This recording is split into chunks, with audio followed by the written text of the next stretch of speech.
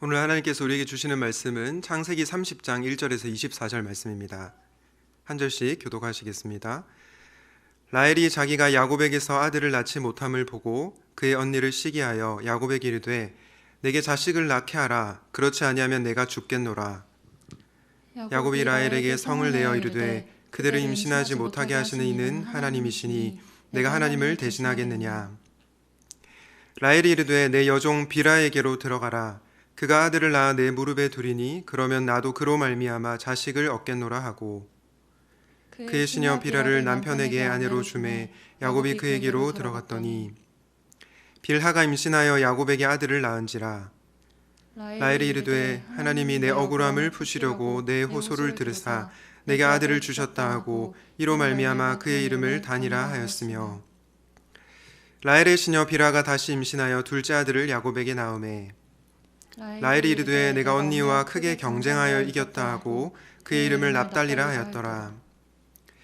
레아가 자기의 출산이 멈춤을 보고 그의 시녀 실바를 데려다가 야곱에게 주어 아내로 삼게 하였더니 레아의 시녀 실바가 야곱에게서 아들을 낳으매 레아가 이르되 복되도다 하고 그의 이름을 가시라 하였으며 레아의 시녀 실바가 둘째 아들을 야곱에게 낳으매 레아가 이르되 기쁘도다 모든 딸들이 나를 기쁜 자라 하리로다 하고 그의 이름을 아셀이라 하였더라.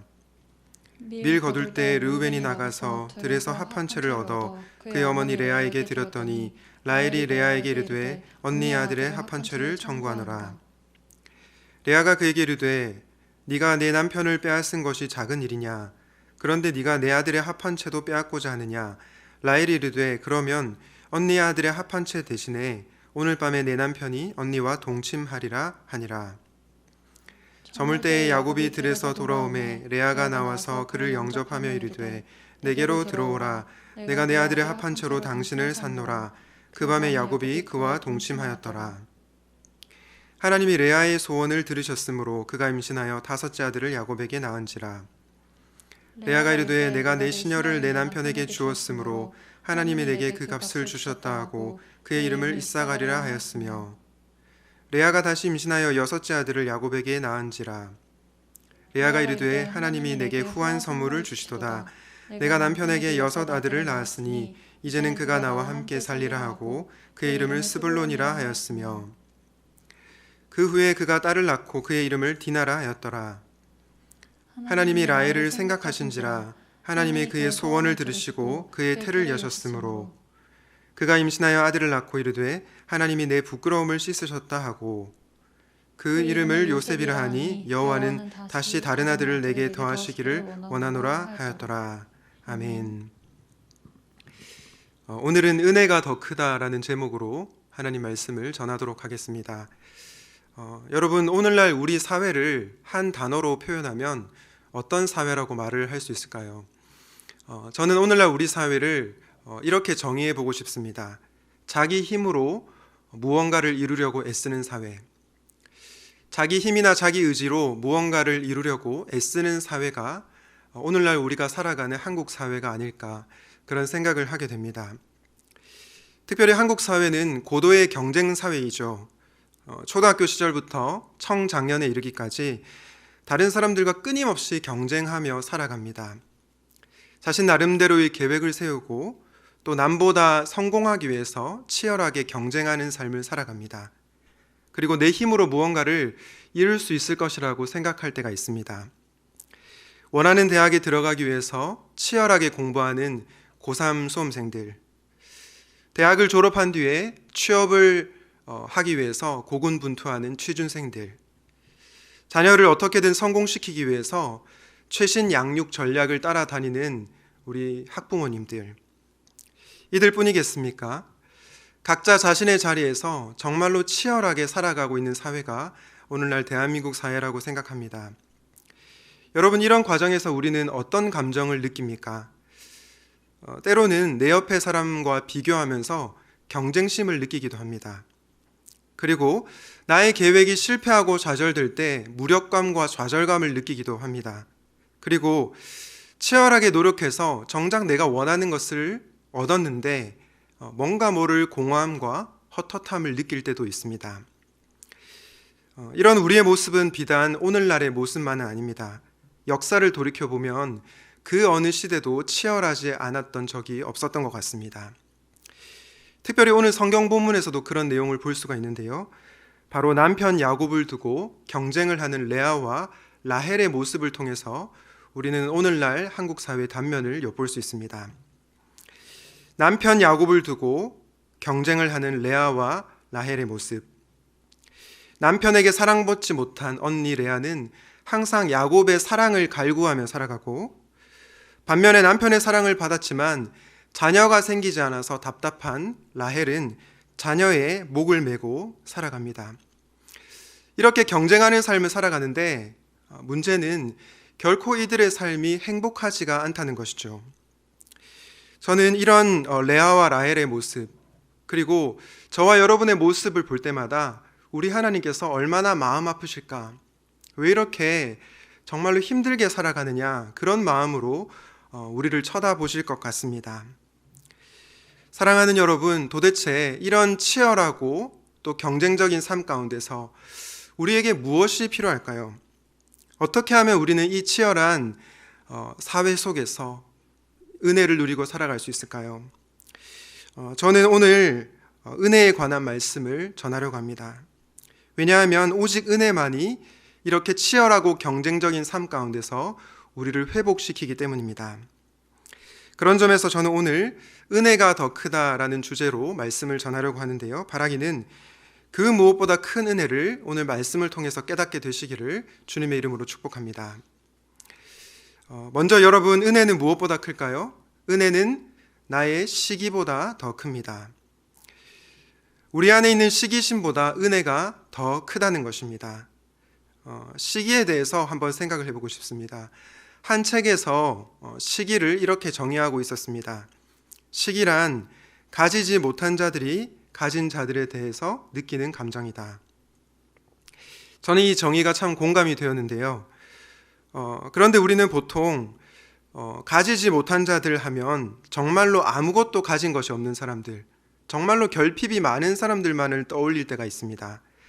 가령 정말로 돈이 한 푼도 없다거나, 자신이 생각하기에 사회적 지위가 낮다거나, 아니면 자신의 외모에 전혀 만족하지 못하는 그런 사람들을 주로 떠올립니다. 그러나 남들이 보기에 많이 가진 사람들도 이 시기라는 죄에 빠질 수 있습니다. 오늘 본문의 라헬처럼 말입니다. 창세기 30장 1절에 보면 이렇게 얘기하는데요. 라헬이 자기가 야곱에게서 아들을 낳지 못함을 보고 그의 언니를 시기하여 야곱에게 이르되 내게 자식을 낳게 하라. 그렇지 아니하면 내가 죽겠노라. 야곱에게 두 부인이 있었는데 레아와 라헬이었습니다. 그런데 방금 읽은 구절에 보니까 동생 라헬이 언니 레아를 어떻게 했다고 합니까? 시기했다라고 얘기합니다. 여러분, 레아와 라헬은 어떤 사람이었습니까?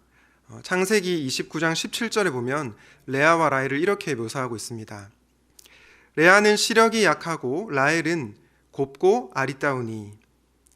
지금 레아하고 라헬을 이렇게 대조하고 있는데요. 레아는 시력이 약했고 라헬은 곱고 아리따웠다고 얘기하고 있습니다. 물론 시력이 약했다라는 말을 원어로 보면 눈매가 부드러웠다는 뜻입니다. 그럼에도 불구하고 분명한 것은 라헬이 레아보다 훨씬 더 예뻤던 것 같습니다. 이렇게 더 예쁜 동생이 덜 예쁜 언니를 향해서 질투심과 시기심에 불타오르고 있다는 것입니다. 그런데 여러분, 이것뿐만이 아닙니다. 라헬이 어떤 사랑을 받았는지 창세기 29장 18절 30절을 한번 보겠습니다. 야곱이 라헬을 더 사랑함으로 대답하되 내가 외삼촌의 작은 딸 라헬을 위하여 외삼촌에게 7년을 섬기리다. 야곱이 또한 라헬에게로 들어갔고 그가 레아보다 라헬을 더 사랑하여 다시 7년 동안 라반을 섬겼더라. 여러분, 지금 야곱이 누구를 더 사랑하고 있죠? 레아보다 라헬을 더 사랑하고 있습니다. 언니 레아는 거들떠도 안 보고 동생 라헬만 예뻐하고 있는 것이죠. 이렇게 얼굴도 예쁘고 남편의 사랑을 듬뿍 받은 라헬이 질투와 시기심에 불타오르고 있는 것입니다. 그 이유는 바로 자신에게는 야곱에게서 태어난 자녀가 없었기 때문입니다. 이것을 통해서 우리가 알 수 있는 것은 많은 것을 가진 사람들도 이 시기심으로부터 자유로울 수 없다는 것입니다. 다른 사람들이 볼 때에 저 사람은 정말로 정말 많은 것을 가졌다, 시기심과 불만족이 없을 것 같다 라고 생각하는 사람들도 이 시기라는 감정에 빠질 수가 있다는 것이죠. 이 라헬의 시기심은 그녀로 하여금 경쟁적인 삶을 살게 했습니다.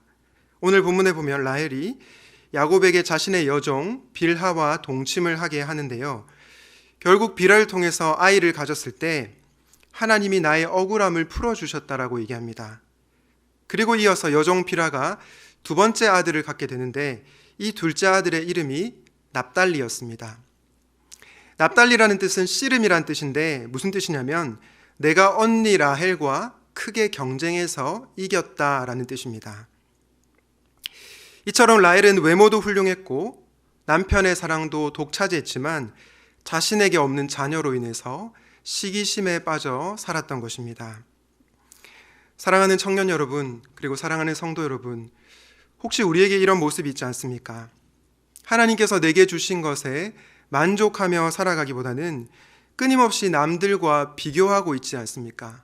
내 친구는 연봉을 얼마 더 받는다, 내 옆에 친구는 훨씬 더 외모가 아름답다, 잘생겼다, 이렇게 하면서 비교하고 있지는 않습니까?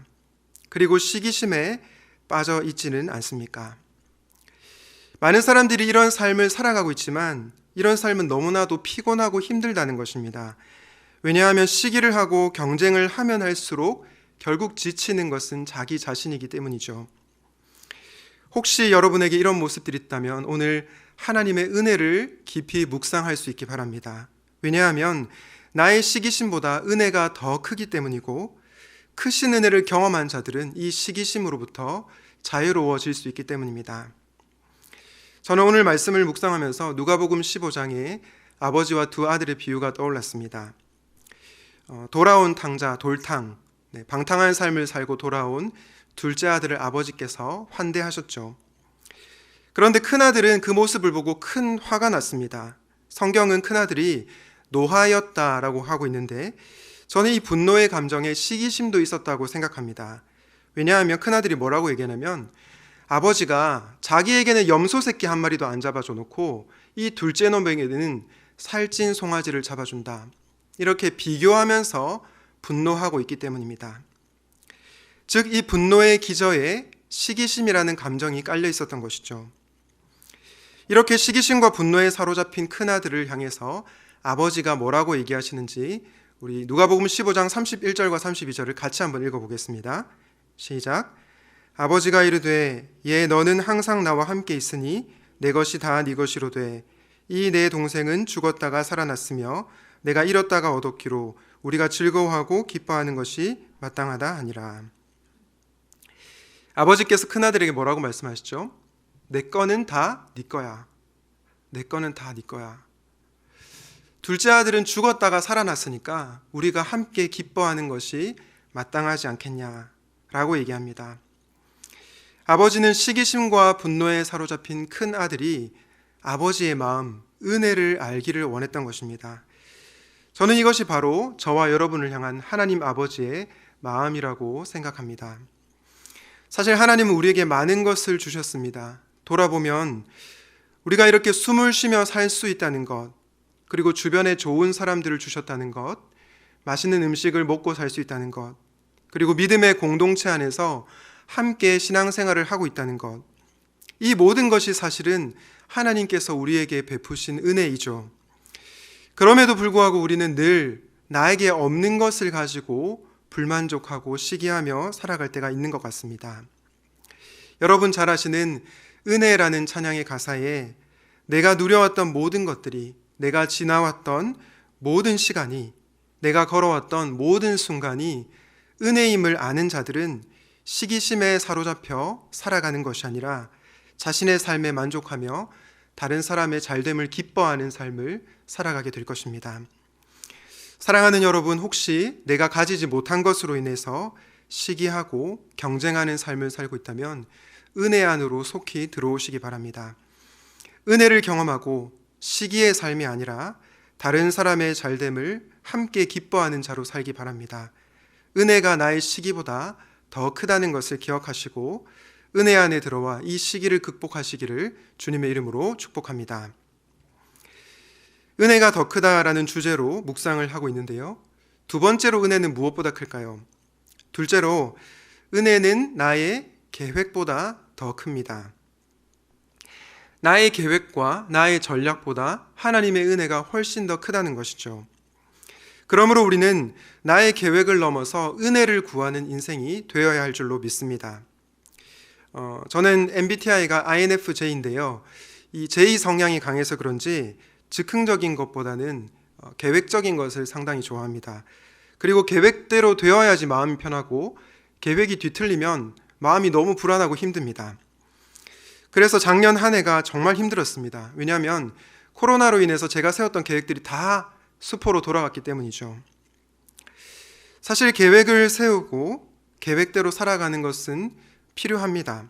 사람이 즉흥적으로만 살 수는 없죠. 하나님께서 우리에게 주신 이성과 판단력을 가지고 계획을 세우고 또 계획대로 살아야 됩니다. 제가 말씀을 드리고 싶은 것은 계획을 세우지 말라는 것이 아니고 나의 계획보다 하나님의 은혜가 훨씬 더 크다는 것입니다.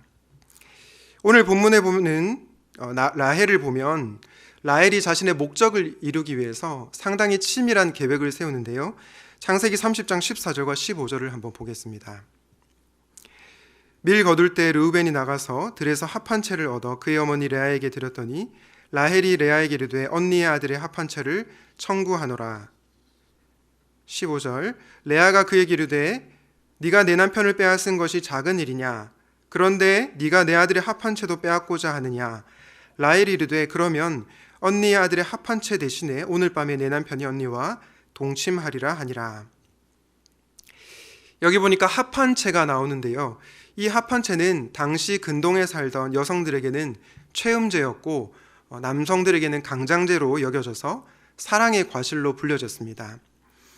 레아의 아들 르우벤이 어머니 레아에게 합 한 채를 드렸는데 라헬이 언니 레아에게 가서 합 한 채를 자기에게 달라고 하는 것입니다. 그때 레아가 뭐라고 하죠? 네가 나한테 남편까지 빼앗아 놓고 이제 합 한 채까지 빼앗으려고 하느냐라고 얘기를 합니다. 그때 라헬이 뭐라고 얘기하냐면 만약에 합 한 채를 주면 오늘 밤에 언니가 남편 야곱과 동침하게 하겠다고 합니다.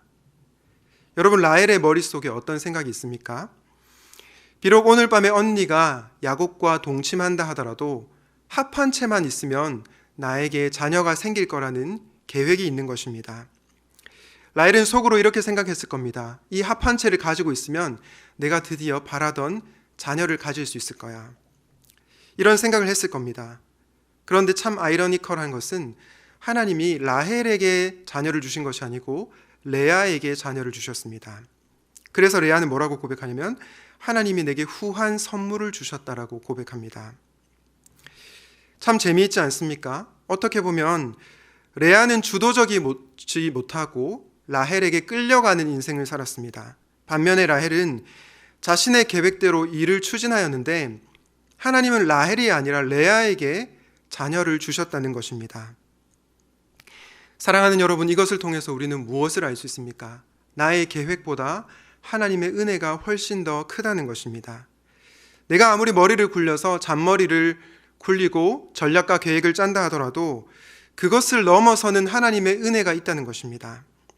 우리는 은혜가 나의 계획보다 더 크다는 것을 날마다 기억하며 살아야 될 것입니다. 사실 전략가 하면 라헬 못지않은 사람이 있죠. 바로 라헬의 남편 야곱입니다. 저는 야곱하면 정말 탁월한 전략가라는 생각이 드는데요. 오늘 본문 이후에 창세기 32장, 어제 큐티 본문이었죠. 창세기 32장 말씀에 보면 야곱이 정말로 탁월한 전략가라는 것을 알 수 있습니다. 창세기 32장 초반에 보면 야곱이 형 에서와의 만남을 앞두고 있었습니다. 그런데 야곱은 두려웠죠. 왜냐하면 형 에서를 속였기 때문에 형이 자신을 치면 어떻게 할까? 보복하면 어떻게 할까? 그런 두려움이 있었던 것입니다. 그래서 그가 무슨 전략을 세우냐면 자기와 함께한 일행과 양떼와 소떼와 낙타떼를 이렇게 두 패로 나눕니다. 두 패로 나눈 이유는 에서가 한 패를 치면 한 패는 도망갈 수 있기 때문이죠. 첫 번째 전략을 짜고 형 에서를 만나러 갑니다. 그런데 야곱은 이것으로도 불안했던 것 같습니다.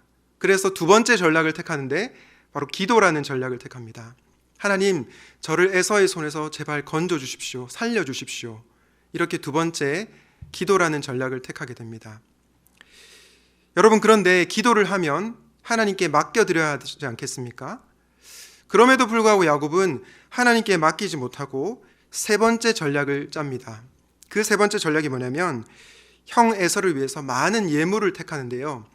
창세기 32장 본문에 보면 암염소 200, 암양 200, 기타 등등해서 엄청나게 많은 그런 선물을 준비합니다. 선물이라고 하기보다는 거의 뇌물에 가까운 수준입니다. 어떻게든 선물을 줘서 형 에서의 마음을 풀게 만들려고 전략을 짠 것입니다. 한마디로 야곱은 어떤 인간입니까? 플랜 A가 안 되면 플랜 B, 플랜 B가 안 되면 플랜 C를 세우고 계속해서 자기의 전략대로 살아가는 그런 사람입니다. 그런데 이 창세기 32장 바로 다음 창세기 33장에 보면 형 에서가 야곱을 어떻게 대하는지를 잘 알 수 있는데요. 에서가 달려와서 야곱의 목을 끌어안습니다. 그리고 눈물을 펑펑 흘립니다. 그리고 야곱이 준 선물에 대해서 그 선물이 내가 필요 없다라고 얘기하는 것을 보게 됩니다. 여러분, 도대체 어떻게 이런 일이 일어난 것입니까? 바로 하나님의 은혜가 에서에게 임했기 때문이라고 생각합니다. 하나님께서 에서에게 동생을 향한 긍휼의 마음을 부어주셨기에 야곱이 무사할 수 있었던 것입니다. 야곱은 플랜 A, 플랜 B, 플랜 C 수많은 계획을 세웠지만 사실은 그 계획을 넘어서는 하나님의 은혜가 있었다는 것이죠.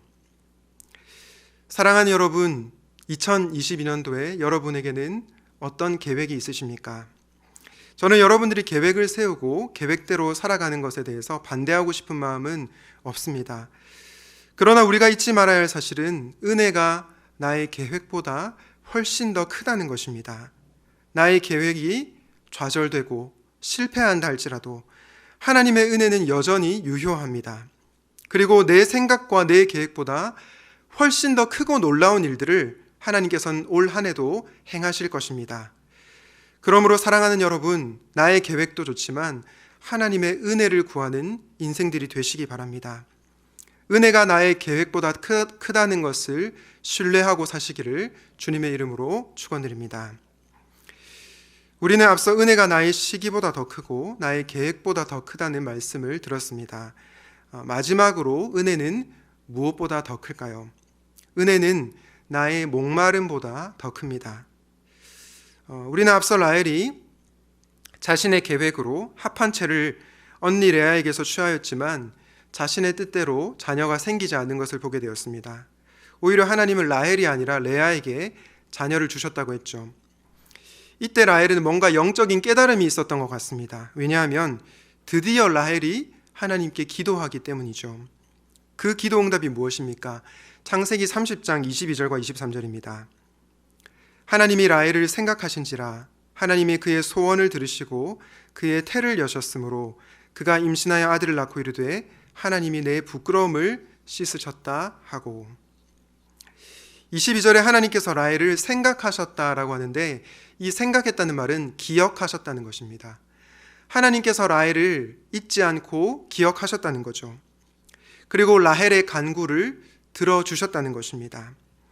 결국 이에 대해서 라헬은 하나님은 나의 부끄러움을 씻어주셨다라고 고백하게 됩니다. 그런데 여러분, 이런 질문을 드리고 싶습니다. 하나님께서 라헬에게 자녀를 주셨을 때 그 주신 자녀의 라헬이 만족하며 살았을까요? 그렇지 않은 것으로 보입니다. 그 이유를 우리는 바로 다음 구절에서 확인하게 되는데요. 우리 창세기 30장 24절 말씀을 저와 여러분이 같이 한번 읽어보도록 하겠습니다. 시작. 라헬은 그 아이의 이름을 지을 때에 주님께서 나에게 또 다른 아들 하나를 더 주시면 좋겠다 하는 뜻으로 그 아이 이름을 요셉이라고 하였다. 여러분, 지금 라헬이 지금 자녀에 만족하고 있습니까? 그렇지가 않습니다. 또 다른 아들 하나를 더 주시면 좋겠다. 여전히 자녀에 대한 목마름이 있는 것이죠. 저는 이 모습을 보면서 인간의 목마름은 끝이 없구나라는 생각이 들었습니다.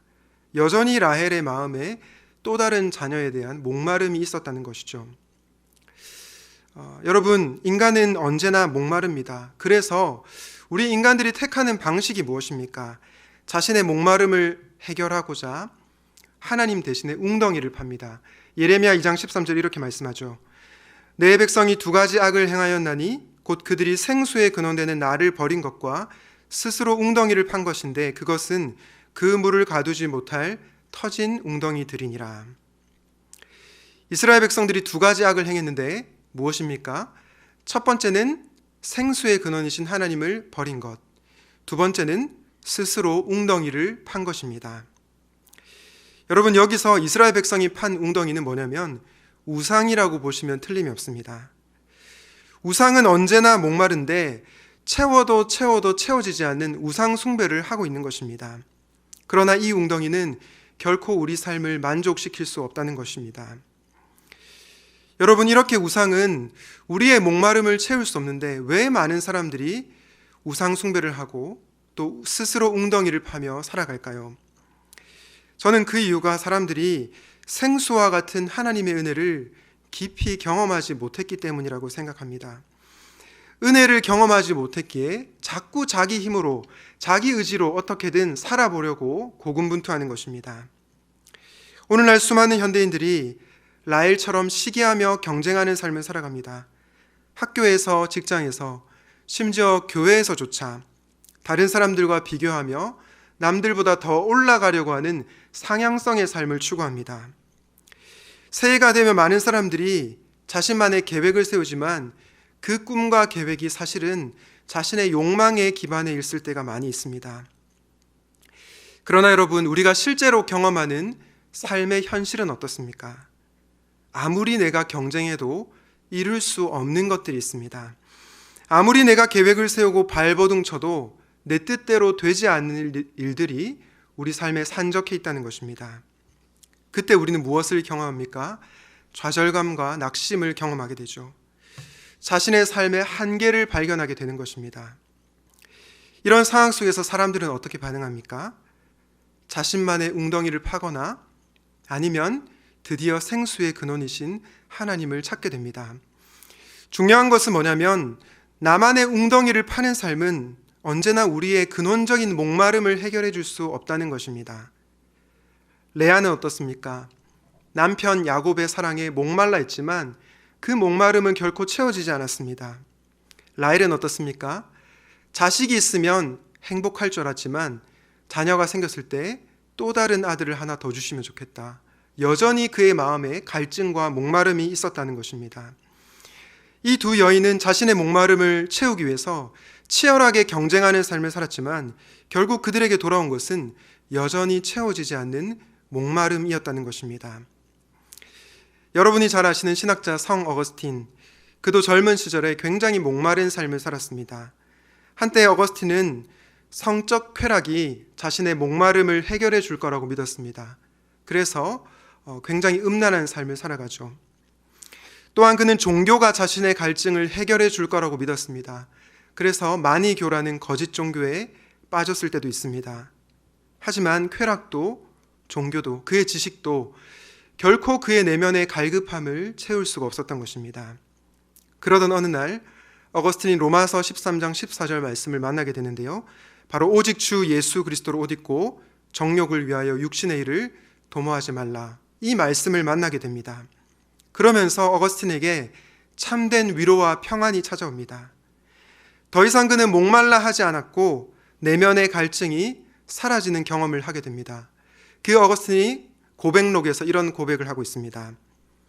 당신은 우리를 당신을 향해서 살도록 창조하셨으므로 우리 마음이 당신 안에서 안식할 때까지 편안하지 않습니다. 사랑하는 여러분, 피조물인 인간은 오직 창조주 하나님 안에서만 안식할 수 있습니다. 오직 우리가 하나님 안에 있을 때에만 우리는 목마름의 문제를 해결할 수 있습니다. 우리 다 같이 요한복음 4장 13절과 14절 말씀을 같이 읽어보도록 하겠습니다. 시작. 예수께서 대답하여 이르시되 이 물을 마시는 자마다 다시 목마르려니와 내가 주는 물을 마시는 자는 영원히 목마르지 아니하리니 내가 주는 물은 그 속에서 영생하도록 솟아나는 샘물이 되리라. 주 안에서 사랑하는 샘물 성도 여러분, 이 세상의 모든 웅덩이들은 결코 우리를 만족시킬 수 없습니다. 일시적으로 우리의 목마름을 해결해 줄지는 몰라도 영원히 우리의 목마름을 해결해 줄 수 없다는 것입니다. 목이 너무 말라서 탄산음료를 마셨는데, 이게 탄산음료로 가정해 봅시다. 탄산음료를 마셨는데 탄산음료를 마시면 어떻게 됩니까? 당장은 목마름이 해소되는데 나중에 더 갈증을 느끼게 되는 것입니다. 사랑하는 여러분, 그러나 우리 예수님은 어떤 분이십니까? 영원히 목마르지 않는 물을 주시는 분이십니다. 그 예수님께로 나오는 자만이 목마름의 문제를 해결할 수 있고 진정한 안식과 평안을 누리게 되는 것입니다. 그러므로 사랑하는 여러분, 그리스도께로 나아오십시오. 예수님께로 나오면 내게 이게 있으면 좋겠다라는 생각을 하는 것이 아니라 만족감을 누리고 그리고 평안함을 누리며 살 수 있습니다. 왜냐? 예수님 한 분만으로 충분하다는 것을 깨닫게 되기 때문입니다. 저는 이것을 깨닫는 것이 바로 하나님의 은혜라고 확신합니다. 사랑하는 여러분, 은혜는 나의 목마름보다 더 큽니다. 그러므로 여러분의 목마름을 해결하기 위해서 계속해서 자신만의 웅덩이를 파는 것이 아니라 은혜의 주신 예수님께로 나아오십시오. 그럴 때 여러분들은 해갈되어지는 경험을 하게 될 것입니다. 은혜가 저와 여러분의 목마름보다 더 크다는 것을 기억하시고 예수님께로 나오시기를 주님의 이름으로 축원드립니다. 말씀을 정리하도록 하겠습니다. 작년 말인데요, 한 청년이 저에게 편지를 써줬습니다. 그 청년이 쓴 편지가 제 마음에 크게 와닿았습니다. 그 내용은 이런 내용이었는데요. 목사님, 저도 그렇고 목사님도 그렇고 참 열심히 살잖아요. 그런데 2022년도는 우리 너무 애쓰지 말고 하나님 은혜 안에 거하며 살아요. 저는 이 편지를 읽는데 참 맞다라는 생각이 들었습니다. 나의 열심도 중요하고 나의 계획도 중요한데 무엇보다 필요한 것이 하나님의 은혜이구나 라는 생각이 들었습니다. 왜냐하면 결국 신자는 은혜를 먹고 사는 존재이기 때문입니다. 사랑하는 여러분, 은혜는 나의 시기보다 더 크고 나의 계획보다 더 크며 나의 목마름보다 더 큽니다. 이 사실을 기억하시고 올 한 해 은혜를 구하는 인생들이 되시기 바랍니다. 오늘 우리가 부를 찬양처럼 은혜 아니면 살아갈 수가 없네 라고 고백하시는 사랑하는 샘물의 성도님들 되시기를 우리 주님의 이름으로 축원드립니다. 아멘. 오늘 말씀을 기억하면서 오직 예수뿐이니 함께 찬양하도록 하겠습니다.